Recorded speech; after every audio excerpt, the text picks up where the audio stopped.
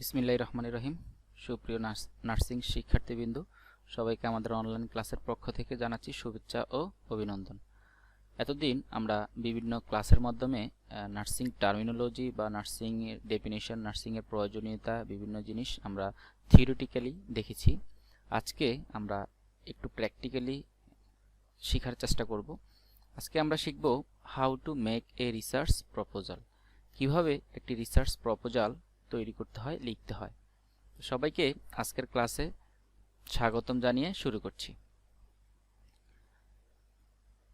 প্রথমে research proposal লিখতে গেলে আমাদের একটি ফ্রন্ট পেজ লাগবে, ঠিক আছে। আমরা যেই সাবজেক্টের উপরে প্রপোজাল লিখব, আমাদের যে ইনস্টিটিউট বা কলেজে আমরা রয়েছি কার বরাবর লিখব, আমরা সেই জিনিসগুলো প্রথমে লিখব।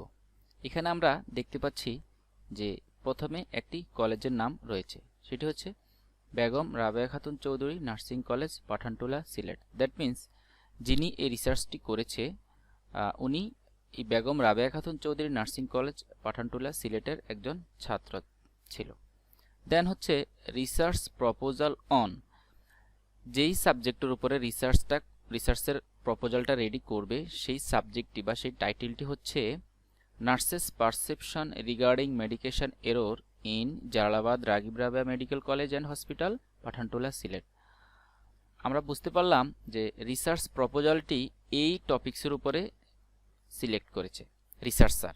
হ্যাঁ, মাঝে বলে রাখি, আসলে এই রিসার্চটি আমি নিজেই করেছি। বেগম রাবেয়া খাতুন চৌধুরী নার্সিং কলেজে স্টুডেন্টরত অবস্থায় আমি এই রিসার্চটি করেছিলাম এবং আমার রিসার্চের টাইটেলটি ছিল নার্সেস পারসেপশন, নার্সদের দৃষ্টিভঙ্গি রিগার্ডিং মেডিকেশন এরর। মেডিকেশন বলতে আমরা বুঝি যে আমরা যে 6 রাইট রয়েছে মেডিকেশনের, আমরা পেশেন্টকে যে ড্রাগ অ্যাডমিনিস্ট্রেশন করি সেই ড্রাগ অ্যাডমিনিস্ট্রেশনের সেই মেডিকেশনের কিছু এরর রয়েছে। হ্যাঁ, আমরা 6 রাইটস ফলো করি কিনা, সেই মেডিকেশন এরর ভুলের উপরে Jalalabad Ragib Rabeya medical college and হসপিটালে আমি একটি রিসার্চ প্রপোজাল রেডি করেছি এবং কি সেটার উপর আমি রিসার্চ করেছি, ঠিক আছে। এই হচ্ছে আমাদের টাইটেল। তাহলে রিসার্চ টাইটেল দ্বারা বুঝতে পারলাম যে আমরা যে জালালাবাদ রাগিব রাবেয়া মেডিকেল কলেজের নার্সদের কি কি দৃষ্টিভঙ্গি রয়েছে মেডিকেশন এরর সম্পর্কে। দ্যাট মিন্স আমরা পেশেন্টকে মেডিকেশন করতে গেলে আমাদের কি কি রং হয়, কি কি মিস্টেক হয়, সেই বিষয়গুলো তুলে ধরার জন্য এই রিসার্চটি করা হয়েছে। আচ্ছা, সাবমিটেড টু, এখানে আমরা সাবমিট করতে হবে যে আমাদের এই রিসার্চ প্রপোজালটি আমরা কার বরাবর সাবমিট করব, সেই জন্য আমাদের একজন লিডার এবং কি কোঅর্ডিনেটর প্রয়োজন, ঠিক আছে, বা রিসার্চ সুপারভাইজার প্রয়োজন।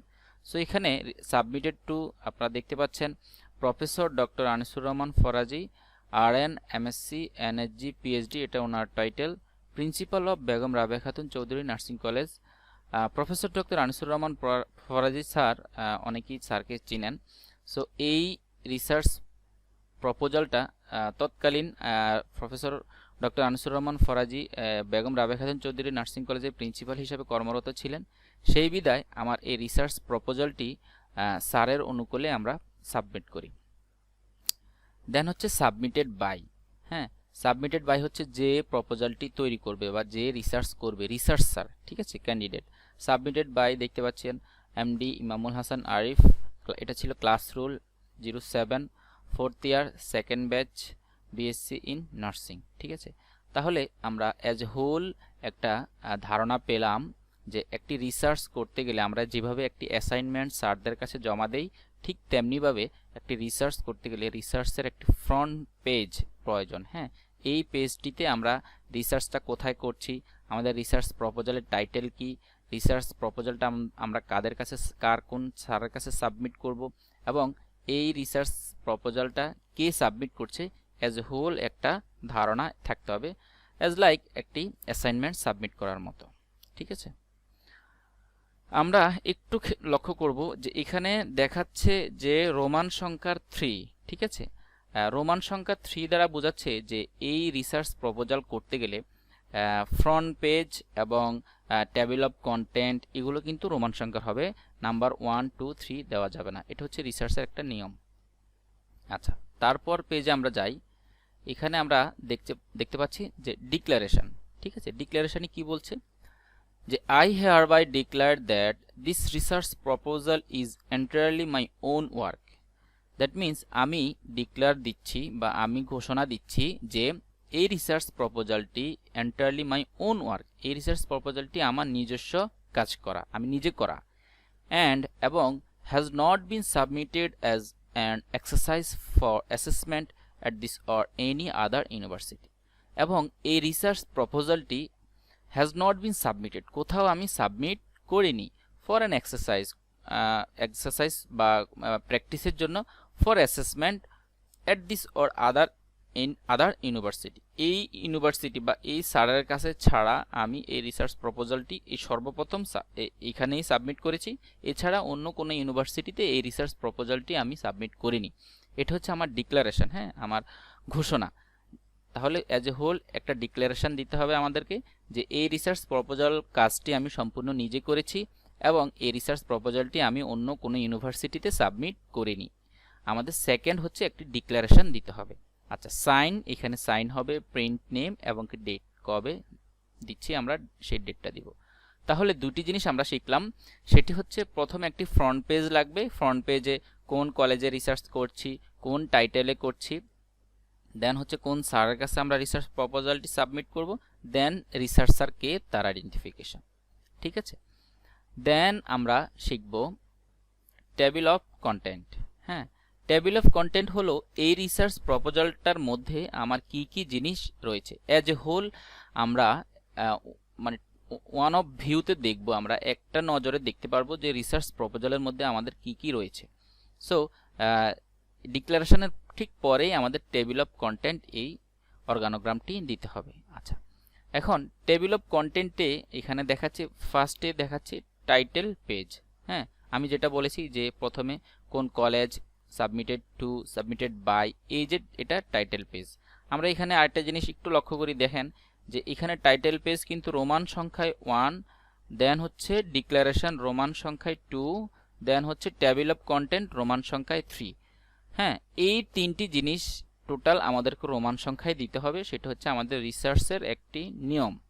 আচ্ছা, দেন হবে আমাদের এবার ডেসক্রিপটিভ কিছু কথাবার্তা থাকবে, সেটা হচ্ছে চ্যাপ্টার ওয়াইজ দিতে হবে। ঠিক আছে, চ্যাপ্টার 1 দেখাচ্ছি, চ্যাপ্টার 2 মেথোডোলজি, চ্যাপ্টার 3 অ্যাপেন্ডিক্স।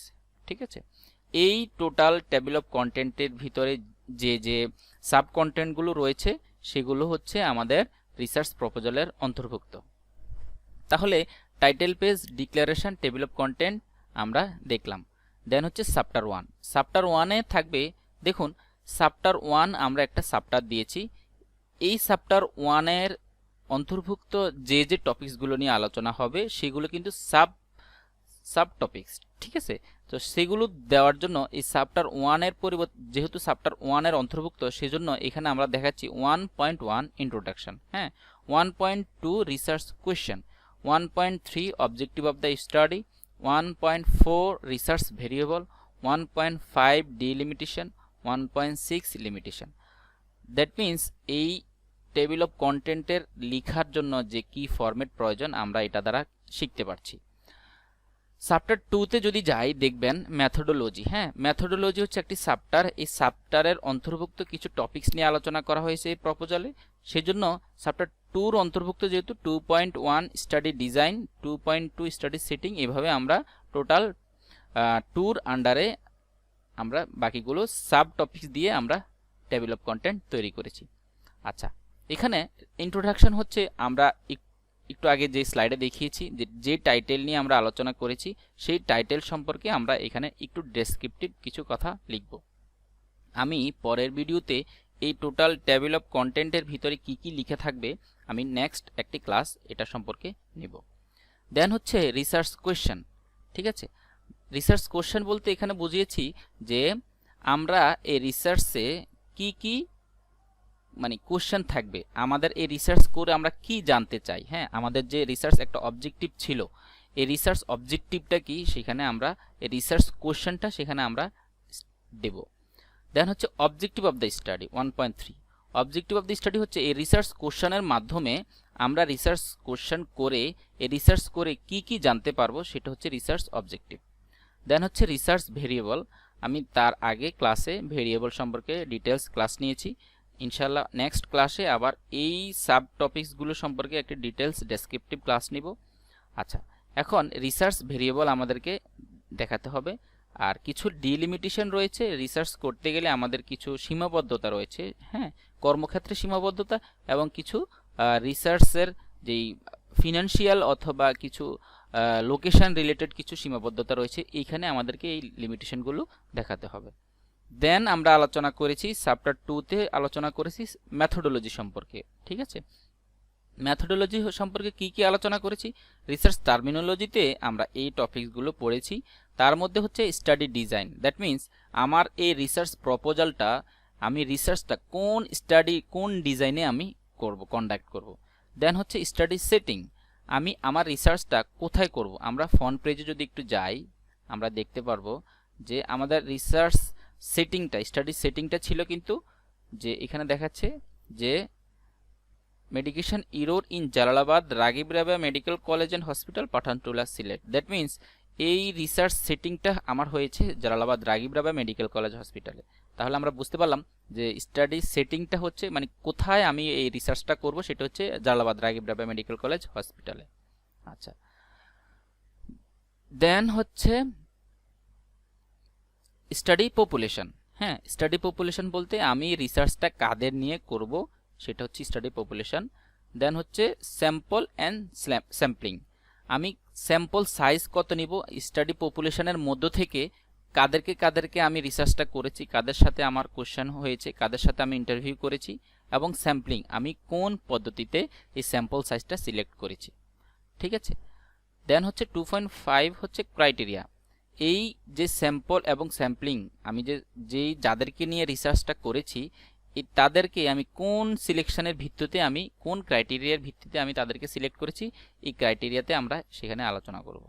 দেন হচ্ছে ডাটা কালেকশন প্ল্যান, আমি যে কোশ্চেন তৈরি করেছি এবং কি যাদেরকে নিয়ে রিসার্চটা করব, যাদের কাছ থেকে আমার ডাটাগুলো কালেক্ট করব, সেই ডাটা কালেকশনের একটা প্ল্যান রয়েছে। আমি কোন ওয়েতে, কখন, কাকে কিভাবে, কোন দিন, ওভার ফোন অথবা ইন্টারভিউ অথবা সরাসরি কিভাবে ডাটা কালেকশন করব, total as a whole as a descriptive এই ডাটা কালেকশন প্ল্যানে আমরা আলোচনা করেছি। দেন হচ্ছে ডাটা অ্যানালাইসিস, ডাটাটা আমরা কিভাবে অ্যানালাইসিস করব সেই সম্পর্কে আমরা এই টোটাল প্রপোজালে আমরা বলবো যে আমরা এই পদ্ধতিতে SPSS বা যে সফটওয়্যার রয়েছে আমরা এই সফটওয়্যারের ভিত্তিতে ডাটাটা অ্যানালাইসিস করব। দেন হচ্ছে চ্যাপ্টার 3 অ্যাপেন্ডিক্স, অ্যাপেন্ডিক্সে 3.1, হ্যাঁ চ্যাপ্টার 3 যে সাব চ্যাপ্টার সেজন্য 3.1 আমরা দেখিয়েছি কোশ্চেনিয়ার। দ্যাট মিন্স আমরা আমাদের কোশ্চেনিয়ারটা এই রিসার্চ প্রপোজালের মধ্যে দিতে হবে এবং আমাদের যে রিসার্চ সুপারভাইজার রয়েছে এই রিসার্চ সুপারভাইজার আমাদের কোশ্চেনিয়ারগুলো দেখে সেটা যদি স্যারের মনোভূত হয় এবং কি সেটা যদি রিলিয়েবল হয়, রিসার্চ সংক্রান্ত হয়ে থাকে, তাহলে এই টোটাল রিসার্চ প্রপোজালটা, হ্যাঁ দ্যাট মিন্স টোটাল একটা রিসার্চের সমগ্র introduction, research objective, study design, research population, হ্যাঁ ক্রাইটেরিয়া, কোশ্চেনিয়ার, সকল কিছু অ্যাজ এ হোল শর্ট ভিউতে আমরা যখন একটি অ্যাসাইনমেন্ট আকারে, ঠিক আছে, অ্যাসাইনমেন্ট আকারে সাবমিট করব, তখন এই অ্যাসাইনমেন্ট আকারে যে সাবমিট করব সেটা হচ্ছে আমাদের রিসার্চ প্রপোজাল। আর রিসার্চ প্রপোজাল বলতে বোঝাচ্ছি প্রপোজ করা, কোনো কিছুর জন্য প্রপোজ করা, অফার করা। হ্যাঁ, যখন এই সব কিছু আমাদের রিসার্চ সুপারভাইজার গ্র্যান্ট করবে তখনই কিন্তু আমি এই রিসার্চগুলো করতে পারবো, এই রিসার্চটা করতে পারবো, আদারওয়াইজ কিন্তু আমি রিসার্চটা কন্ডাক্ট করতে পারবো না।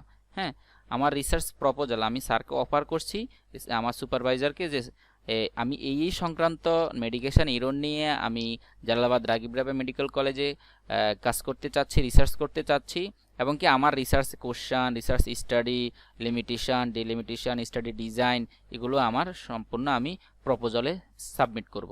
সাবমিট করার পরে আমাদের যে সুপারভাইজার রয়েছে ওনার অনুমতিক্রমে উনি যদি এই প্রপোজাল গ্র্যান্ট করে তাহলে আমরা এই টাইটেলের উপরে আমরা আমাদের রিসার্চটা কন্ডাক্ট করতে পারবো।